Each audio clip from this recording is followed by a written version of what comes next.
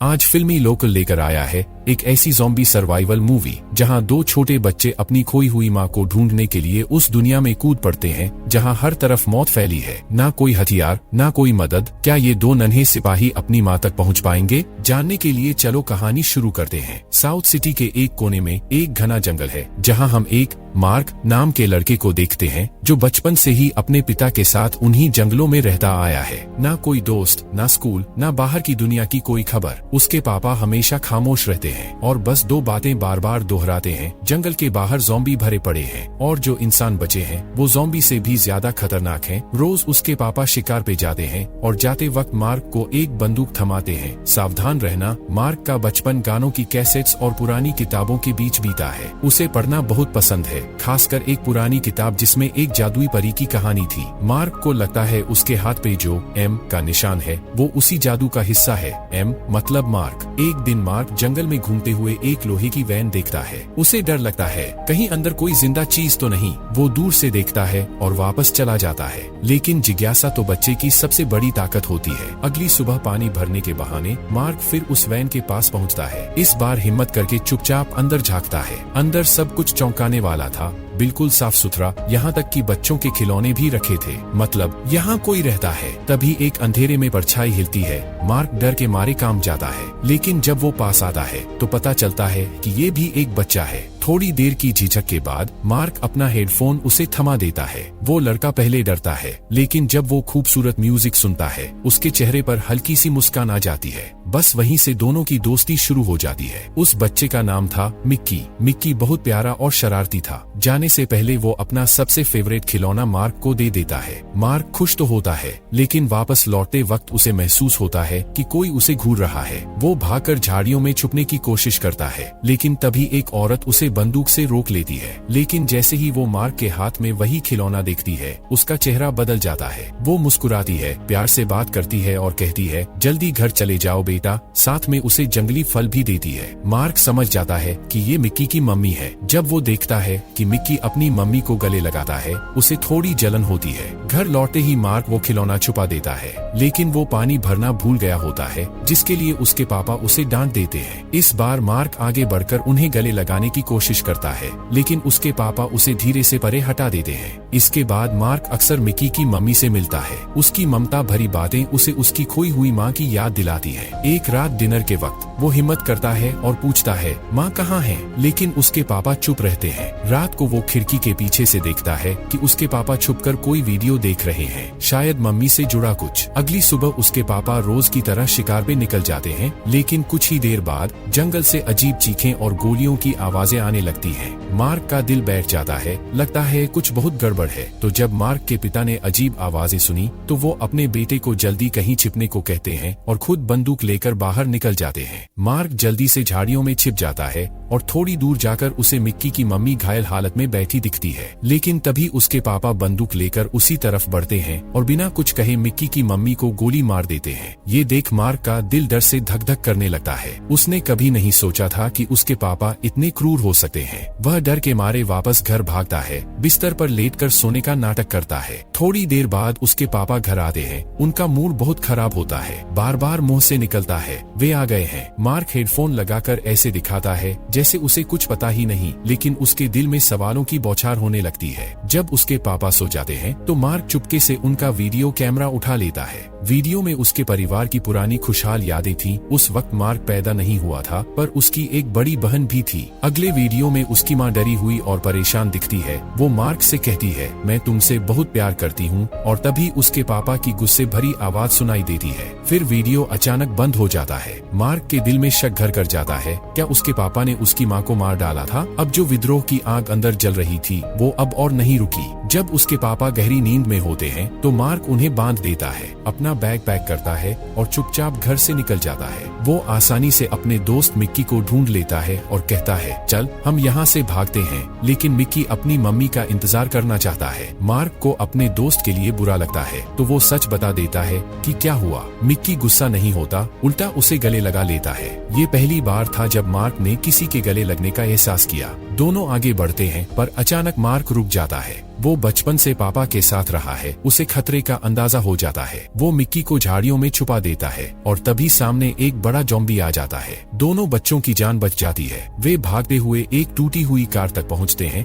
और तुरंत अंदर छुप जाते हैं। लेकिन थोड़ी देर बाद ज़ॉम्बियों का एक बड़ा झुंड उन्हें घेर लेता है। ऐसा लग रहा था जैसे कार पलट जाएगी। बच्चे डर के मारे चिल्ला रहे थे। तभी बाहर से अचानक गोलियों की आवाजें सुनाई देती हैं। जैसे जैसे ज़ॉम्बी गिरते जाते हैं, कार का दरवाजा खुलता है और मार्क के पापा अंदर आते हैं। असल में सुबह उठते ही उन्होंने देखा कि उनका बेटा गायब है। अपने शिकार के अनुभव और तेज दिमाग से उन्होंने मार्क के भागने के निशान तुरंत पकड़ लिए। पापा ने फौरन अपनी हथकड़ी तोड़ी और बेटे को बचाने के लिए आ गए। पापा ने मार्क को गोद में उठा लिया और राहत की सांस ली कि उसे कोई चोट नहीं आई। तभी दूर से फिर ज़ॉम्बी की चीखें सुनाई दी। पापा बिना देर किए मार्क को खींचकर तेजी से वहां से ले गए। मार्क मिक्की को भी अपने साथ ले जाना चाहता था, लेकिन पापा उसकी बात नहीं मानते। मार्क उनके हाथ से खुद को छुड़ाता है और पहली बार जोर से चिल्लाता है, पिताजी। पिताजी हैरान रह जाते हैं, कुछ समझाना चाहते हैं, लेकिन ज़ॉम्बी पास आ रहे होते हैं। पापा मार्क को एक पेड़ की जड़ के पीछे छुपा देते हैं और बंदूक लेकर लड़ने निकल पड़ते हैं। मार्क हिम्मत करके खड़ा होता है और दूर से देखता है कि उसके पापा बहादुरी से ज़ॉम्बी को मार रहे हैं। धीरे धीरे वे मिक्की की कार की तरफ बढ़ रहे थे। मार्क को उम्मीद होती है कि शायद उसके पापा उतने बुरे नहीं थे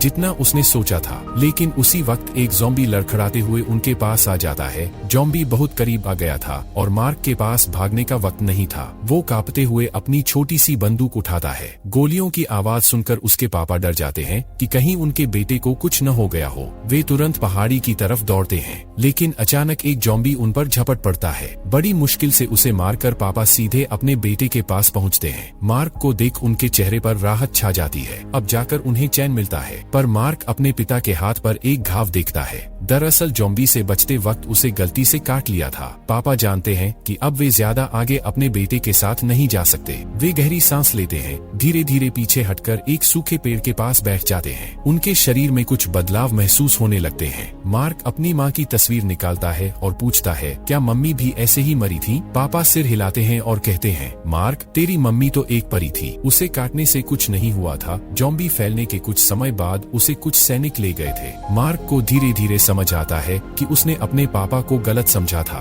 उन्होंने बस अपना सारा प्यार दिल में छुपा रखा था, लेकिन अब पछताने का कोई फायदा नहीं था। जैसे जैसे वायरस उनके पापा के शरीर में फैलता है, वे अपनी आखिरी होश में अपने बेटे को कहते हैं, भाग जा बेटा। अगले ही पल उनकी आंखें धुंधली हो जाती हैं। मार्क कार में वापस आता है और वहीं अपने दोस्त मिक्की को देखता है। तभी दूर पहाड़ी से एक भारी गोली की आवाज आती है। उसे पता चल जाता है कि अब उसके पापा नहीं रहे, लेकिन अब मार्क का दिल पहले से कहीं ज्यादा मजबूत हो चुका था। उसे अपनी मम्मी को ढूंढना था। 10 साल से कम उम्र के 2 बच्चे इस सुनसान जंगल में ऐसे घूम रहे थे। रास्ते में खेलते कूदते वे कब इंसानी बस्ती के पास आ गए उन्हें पता ही नहीं चला। एक दिन वे रेलवे ट्रैक के किनारे धूप में आराम करते हुए एक अंकल को देखते हैं। दोनों उनके पास जाकर कुछ खाने को मांगते हैं। अंकल सुनते हैं कि मार्क अपनी मम्मी को ढूंढने उस जगह जा रहा है जहां परियां रहती हैं। वे उदास होकर आह भरते हैं। वे दोनों बच्चों की मदद करना चाहते थे, लेकिन वे खुद जा नहीं सकते क्योंकि उनके सारे बच्चे ज़ॉम्बी बन चुके थे। अंकल उन्हें मारना नहीं चाहते थे, इसलिए उन्होंने उन्हें पिंजरे में बंद कर रखा था।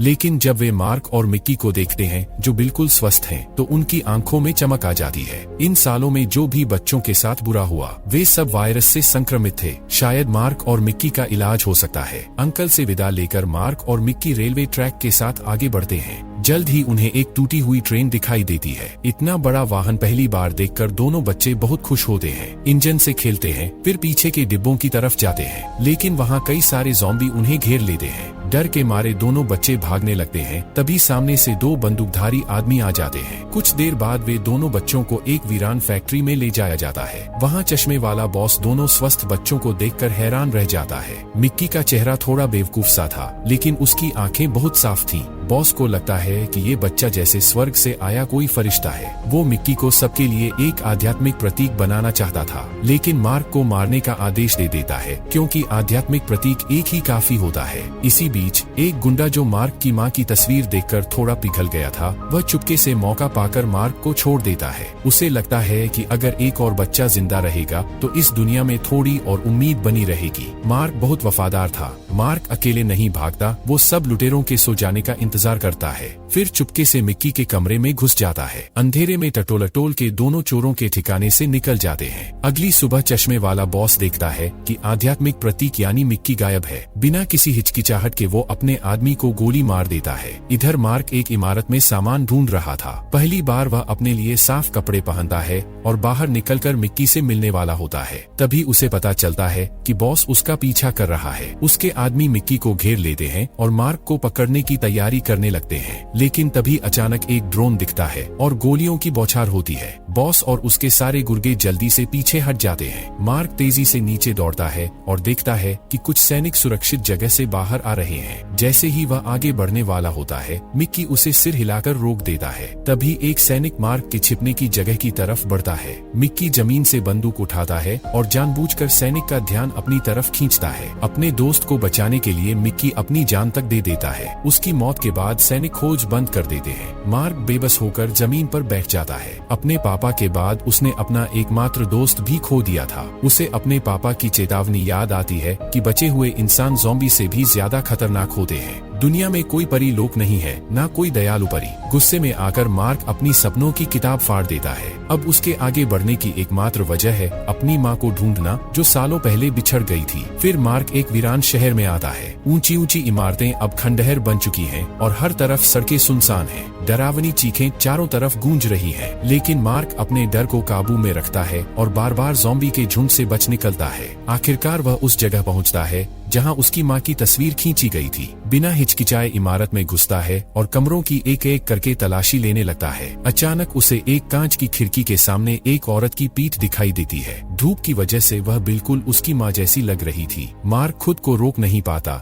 धीरे धीरे आगे बढ़कर औरत का हाथ छूता है और उसे गले लगा लेता है। लेकिन औरत पीछे नहीं मुड़ती, बल्कि मार्क का हाथ पकड़कर जोर से काट लेती है। तभी उसे पता चलता है कि वह औरत असल में एक ज़ॉम्बी है। डर के मारे वह पीछे हटता है और कांच का दरवाजा बंद कर देता है। फिर वो फूट फूट कर रोने लगता है। उसे उम्मीद थी कि वो उसकी माँ होगी, लेकिन अब उसकी आखिरी उम्मीद भी टूट चुकी थी। तभी एक इमारत से एक प्रसारण सुनाई देता है। वह आवाज सुनकर वह उस तरफ जाता है। वहाँ एक वर्चुअल इमेज मोटिवेशनल भाषण दे रही होती है। तस्वीर में बताया जा रहा था कि शरणार्थियों के आने की वजह से ये कैंप तबाह हो गया है। इतने में ज़ॉम्बीज उस तरफ जमा होने लगते हैं। लेकिन मार्क को कोई फर्क नहीं पड़ता, क्योंकि अब उसके पास रहने के लिए कोई जगह बची ही नहीं थी। मार्क हेडफोन लगाकर मन ही मन प्रार्थना करने लगता है। उसे पता नहीं चलता कि आसपास बहुत सारी गोलियां चल रही हैं और पास के ज़ॉम्बीज ढेर होते जा रहे हैं। जब मार्क पीछे मुड़ता है तो उसके शरीर पर कई लेजर पॉइंट दिखते हैं। दरअसल सरकारी सैनिक ज़ॉम्बीज मारने आए थे। तभी एक महिला सैनिक देखती है कि मार्क को काटा गया है। वह बस आखिरी बार सामने खड़ी महिला को एक प्यार भरा गले लगाना चाहता है। महिला सैनिक की नजर मार्क के हाथ पर बने एम के निशान पर पड़ती है। वह तुरंत अपना मास्क हटाकर चिल्लाती है, इस बच्चे के पास निशान है। फिर वह मार्क को लेकर सुरक्षित जगह पर चली जाती है। फिल्म में निशान के बारे में ज्यादा बताया नहीं गया, लेकिन इसका मतलब था कि निशान वाले लोगों को ज़ॉम्बीज काट भी लें तो कुछ नहीं होता। फिल्म ज्यादा ज़ॉम्बीज पर फोकस नहीं करती, बल्कि एक छोटे लड़के के दिल के जज्बात और उसके अनुभवों को दिखाती है। अगर आपको फिल्म अच्छी लगी हो तो लाइक और कमेंट जरूर कर देना।